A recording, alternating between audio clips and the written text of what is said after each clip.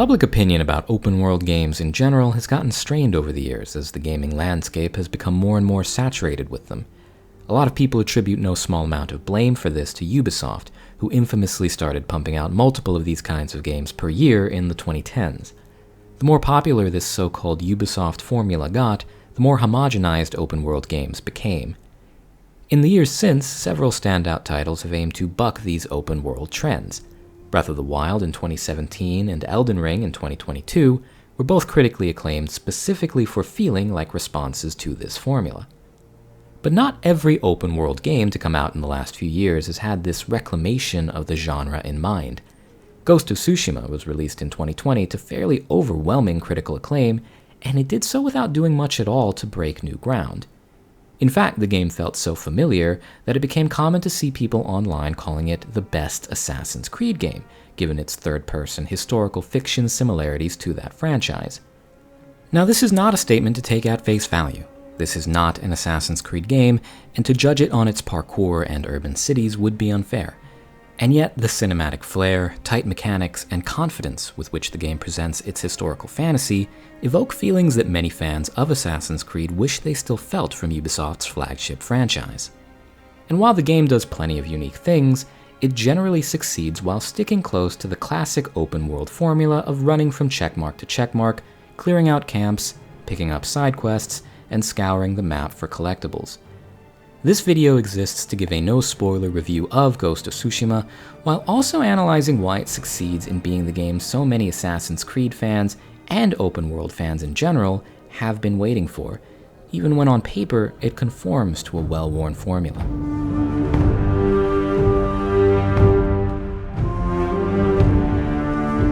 Ghost of Tsushima is a graphical powerhouse, but it is its confidence in its artistic design that makes it so hard to look away from. The cues, the cutscenes, and even the gameplay take from old Kurosawa films are worn on its sleeves, and the cinematography, if you can call it that in a video game, sits at the top of the industry. This is one of the biggest criticisms voiced about the recent Assassin's Creed games. While the first game actively avoided focusing on cutscenes, instead mostly keeping the camera behind Altair, AC2 through AC Origins all had a firm focus on cinematic storytelling. The last two games, Odyssey and Valhalla, do have some solid cutscene work, but a vast majority of the events that happen are portrayed in shot-reverse-shot conversations with no mocap or facial capture, due to the focus on dialogue choices. It is this incredible presentation that makes the story of Ghost of Tsushima so memorable, when in reality, the story itself is very safe.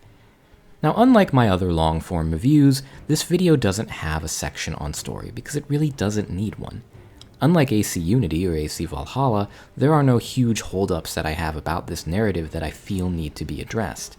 This story of Jin Sakai shedding his honor to save his people from an invading force doesn't break any new ground, but it is told competently and without hiccups. The high points of the story are easily the characters and voice performances. There are a lot of generic characters that exist just to give you quests and point you in the right direction, but important players like Jin and Lord Shimura are played to perfection. Patrick Gallagher as Khotan Khan was a standout as well, and he dominated my attention for the first act of the game. However, these character arcs play out pretty much exactly how you'd think. The game isn't out to surprise you, and a lot of the biggest narrative beats take the path of least resistance to their conclusion. Khotan Khan especially suffers from this, and most of the components that made him interesting to me when he was introduced had faded by the time the narrative concluded. Likewise, other characters, like Lord Shimura, have arcs that are very easy to predict from the very first hour of the game, but the performances and the presentation are so crisp that they still do manage to land. Even if the story feels more generic as it goes on, these spine-chilling moments where the soundtrack hits just right and the action is framed perfectly are present from beginning to end.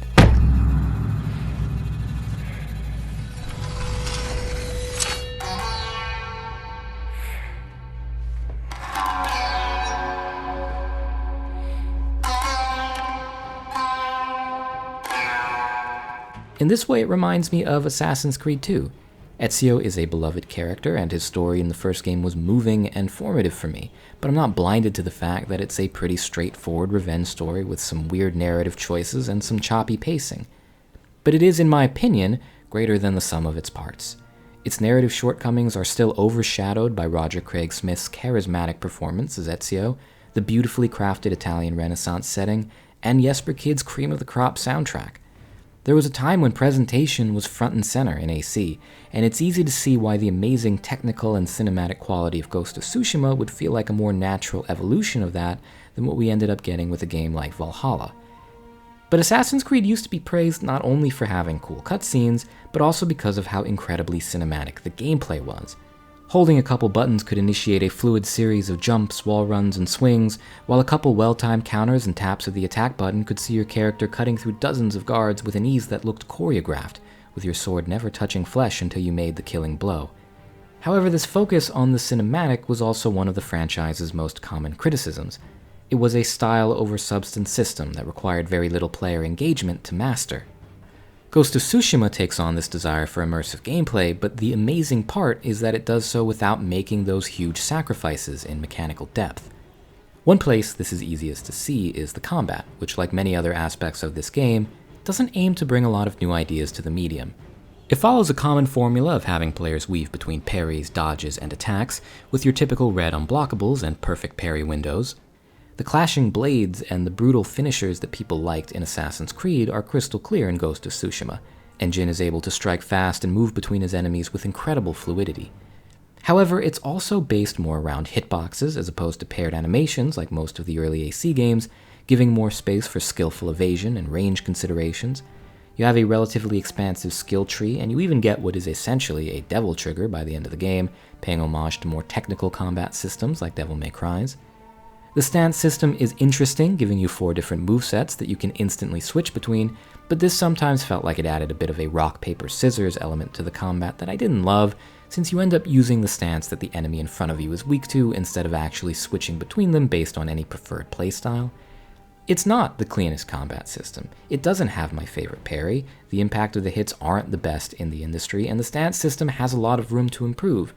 But the result is the best blend of interesting mechanics and realistic animations that I have ever seen.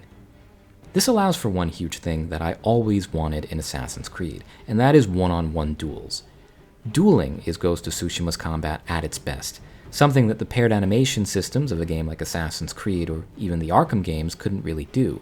As great as the free-flow combat of Arkham Asylum was, it also pigeonholed Batman into fighting huge groups of ads or gimmick bosses. Ghost of Tsushima has that awesome feeling of dominance over large groups that you can get as Ezio or Batman, without compromising your ability to have fun and actually be challenged by skilled individual opponents. As an Assassin's Creed fan, I do want to make it clear that I don't think AC is ruined now and Ghost of Tsushima is perfect and that's the end of the story.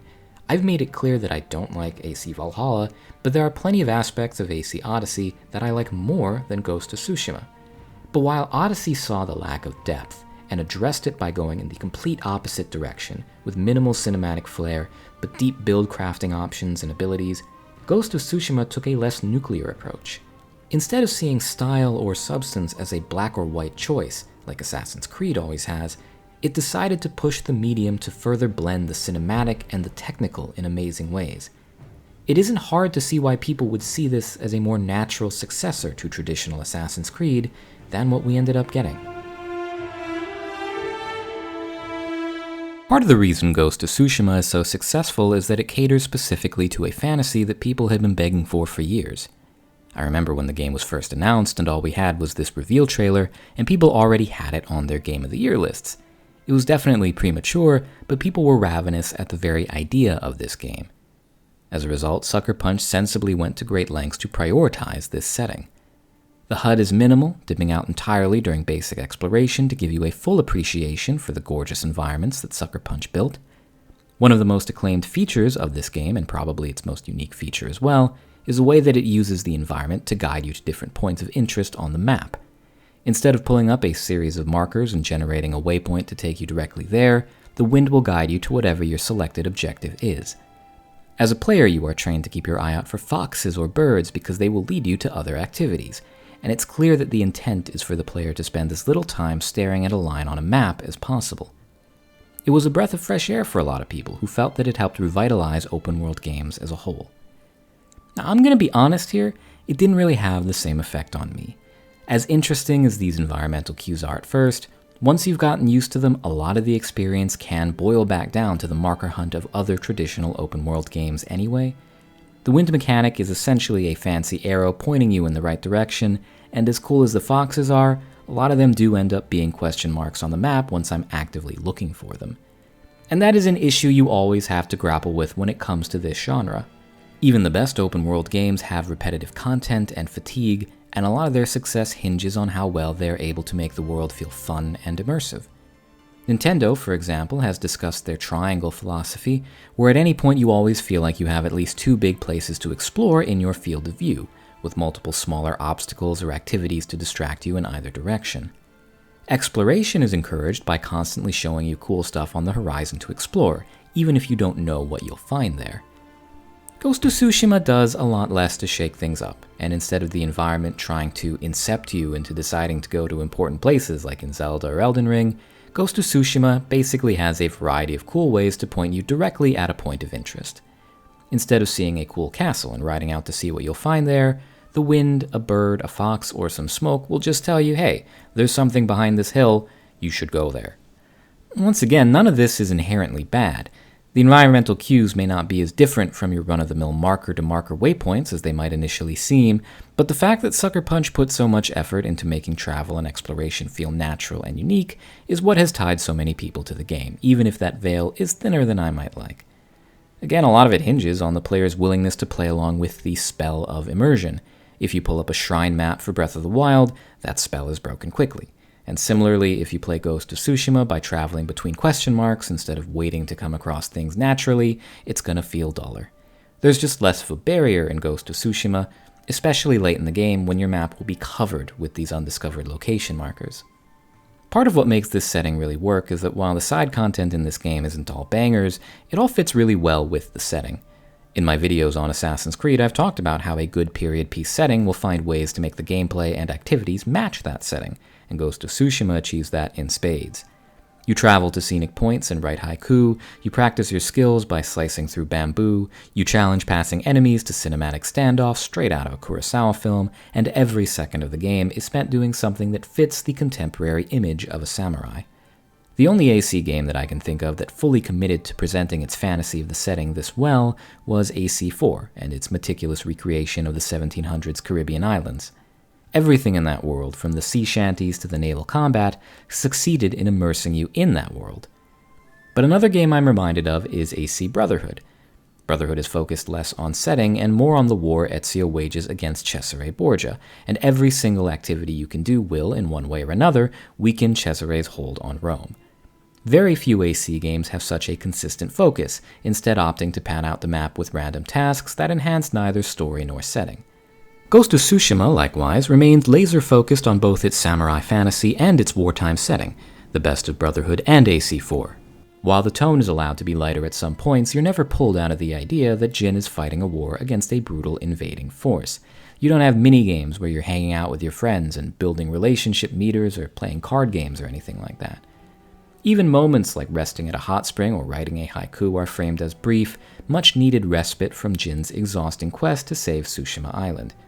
Completing these also give you meaningful skills and relatively extensive customization rewards that let you roleplay as a wandering ronin with a straw hat or a warrior decked out in full regalia, giving you a lot of control over the color of your gear and what you wear. Sucker Punch definitely knew what fans wanted with this game.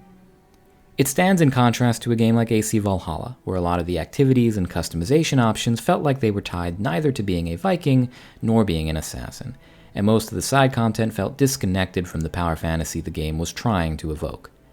In Ghost of Tsushima, on the other hand, every side mission gives more depth to the people of Tsushima and the impact the war has on them.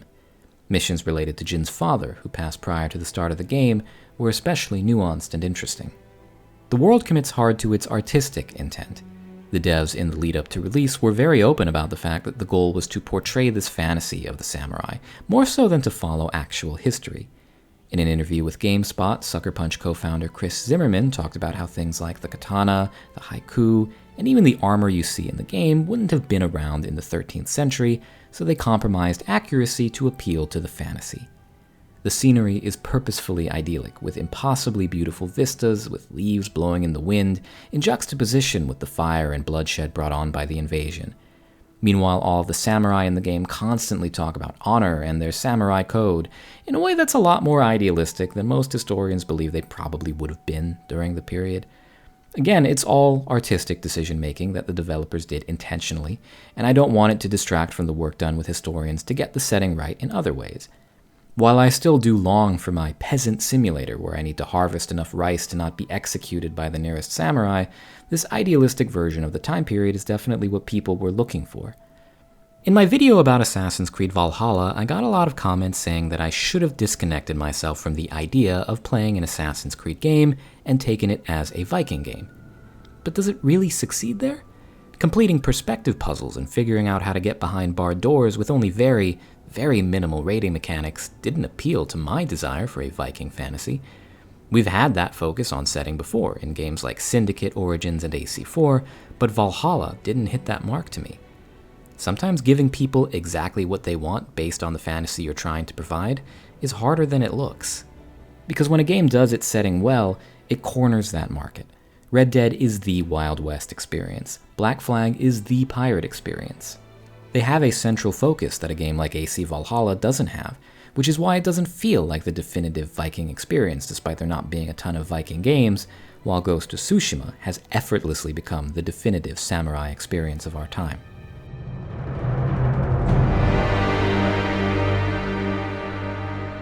The game is elevated heavily by its presentation, allowing even the most well-worn of tropes and mechanics to feel new again, but the game ties itself so tightly to genre expectations that it feels like a lot of effort goes into masking the open-world formula instead of improving it. Stealth is one category where the presentation just doesn't enhance the experience much. The mechanics are sound, and in fact more sound than your average Assassin's Creed game, I'd say, but that's not the highest bar to clear. My least favorite part is definitely the level design. A vast majority of the stealth takes place in camps or small settlements, very reminiscent of the camps you'd see in a game like AC Odyssey or Valhalla or even Far Cry. There's just not a ton of room to play around with this simple layout, and it doesn't do enough to capitalize on the fantastic setting. Once again, everything's competently made, and the tools do add some spice once you get into it. But while so many components are improved by their immaculate presentation in this game, stealth is just stealth. It doesn't really look any better than any other modern stealth game out there. I can't help but feel like the stealth was shoehorned into an otherwise pure samurai experience. I understand that this is the game the devs wanted to make, and I respect the idea of taking a character like Jin and forcing him to break his code of ethics to save his people. Kind of a no country for old men kind of dynamic, albeit with less talking and more stabbing. But it was interesting seeing a game that starts by distancing its main character from the established formula, only to have all of the events of the game push them toward a central gameplay loop that had been done to death. At the start of the game, Jin essentially says, "I don't want to use stealth to sneak into a bunch of identical camps to loot their chests and find collectibles. It's dishonorable." And everybody else goes, "It's this or shrine puzzles. I'm sorry." After the title card plays and the big cinematics of the intro are done, they give way to a very typical open-world experience that felt like it kind of went from being its own thing to suddenly feeling very Shadow of Mordor, very Horizon, very Assassin's Creed. I like the idea of combining the samurai fantasy with the shinobi fantasy, but even as a big fan of the stealth genre, this focus on stealth took away from the uniqueness of the game for me. There are a lot of things in this game that seem to just exist because other open-world games do them. It really doesn't need prolonged segments where you have to walk around and interact with every investigation marker before you can progress. We don't need so many missions that start with following your ally to an area that could have just been your starting point. Tailing missions, why are they here? Even Assassin's Creed got rid of these. This game is at its weakest when it blatantly feels like an AC game, from the open-world staples to the repetitive gameplay loop. I was still engaged throughout because these things were still fun and they were presented really well. But I believe there's enough passion behind this IP for Sucker Punch to make a game that rises above the genre norms, instead of just taking on the caveat of being great in spite of its genre. Ghost of Tsushima is greater than the sum of its parts. The combat, story, and open world seem relatively generic on paper, but their presentation and artistic focus make each component stand out from other games in the genre. Sometimes mechanics can work on paper, but a lack of polish and passion can pull the whole experience down. Assassin's Creed, throughout its lifespan, has struggled with that. And in that department, Ghost of Tsushima couldn't be more different. What is a little open world repetition when the world is as beautifully crafted as this one? What is a little historical inaccuracy when it so perfectly presents a fantasy gamers have asked for since Pong hit their screens? What is simple storytelling in the face of some of the best cinematic presentation the medium has ever had? I keep using the word competent to describe individual mechanics in Ghost of Tsushima, and I think that's fair. Ghost of Tsushima is a great game, not because it is the best at everything it does, but because it unerringly succeeds in being the game that it wants to be, through and through. So, going back to an earlier question, is Ghost of Tsushima the best Assassin's Creed game? And again, at face value, no it's not. If we're being honest, if it was an AC game, then the AC community would tear it apart, as they have so many things of late, embittered as they are, perhaps even rightfully so. A lot of the people who comment on my videos talk about how much they want to return to complex parkour, social stealth, dense cityscapes, and a focus on the Assassin Brotherhood, and Ghost of Tsushima neither has nor needs these things. When AC Red comes out, perhaps next year, I hope it's substantially different from Ghost of Tsushima, because there are plenty of places where the two franchises differ in focus. But it's important to acknowledge why it still is, in many ways, representative of what people wish Assassin's Creed was. It found a way to be even more stylish than classic AC without sacrificing depth to do it. It takes the open world structure AC popularized and makes it feel new just by tweaking some exploration and waypoint options. There are many aspects of Assassin's Creed that didn't quite work, and over time Ubisoft phased them out.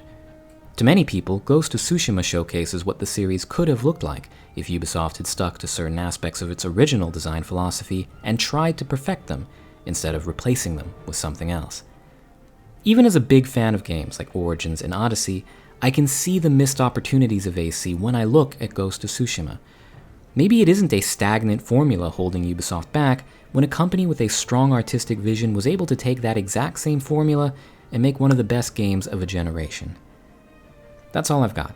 Let me know what your thoughts are on Ghost of Tsushima in the comments. I know its fans really get into it, so I'd love to chat more. If you want to support me further, I've linked my Patreon in the description, but otherwise, have a great day, and do take care of yourself.